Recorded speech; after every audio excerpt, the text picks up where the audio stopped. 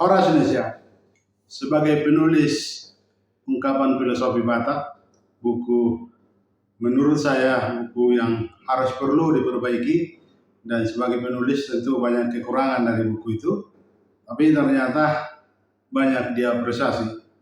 Pertama, saya lihat di beberapa buku yang mengulas tentang Batak, ungkapan filosofi itu dikutip, bahkan disertasi. Baru-baru ini saya berjumpa dengan seorang pendeta yang mengambil doktor di USG di Salatiga, dan sebagai doktor sosiologi dia mengangkat atau mencuplik buku dari ungkapan filosofi Batak. Saya buat judulnya sebenarnya mereaktualisasi ungkapan filosofi Batak. Sebenarnya saya dari awal sudah yakin bahwa ungkapan-ungkapan filosofi Batak itu bisa diturunkan, dinarasikan, dan diperdalam, digali kembali ungkapan apa makna dan esensi dari ungkapan itu. Satu, ungkapan filosofi yang jarang diperdengarkan, ungkapan tentang etos kerja.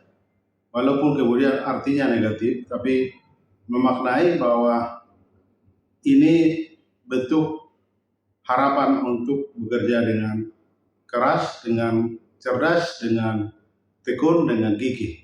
Ungkapan itu adalah Horbon yang kola margalu tubalian, molo dan disiroha surido sidalian. Saya ulangi lagi ungkapan itu, Horbon yang kola margalu tubalian, molo dan disiroha surido sidalian. Intinya, kalau hati kita tidak di situ, kalau etos atau spirit semangat kita tidak ada di situ, kita akan buat alasan. Dan memang begitulah, orang yang bekerja itu tidak boleh beralasan.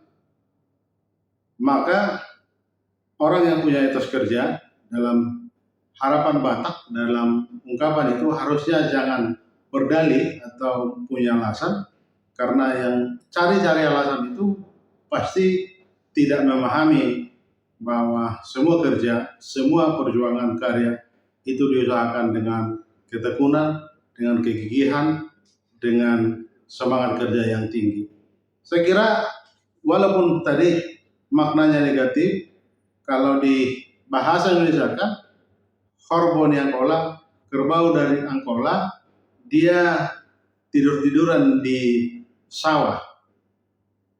Orang yang tidak memberi hati, dia akan punya alasan. Itu sebenarnya ungkapan secara bebas bahasa Indonesia dari ungkapan filosofi tadi.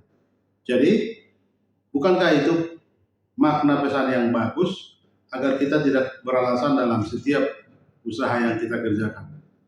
Etos Batak itu bisa terlihat dengan kesungguhan, dengan hati, dengan spirit yang dalam bahasa Batak disebut tondi. Jadi martondi, kalau tondinya atau rohnya dalam semangat pekerjaan itu, dia akan tunjukkan spirit antusiasmenya. Saya kira kutipan yang bagus untuk terus didengungkan. Terima kasih.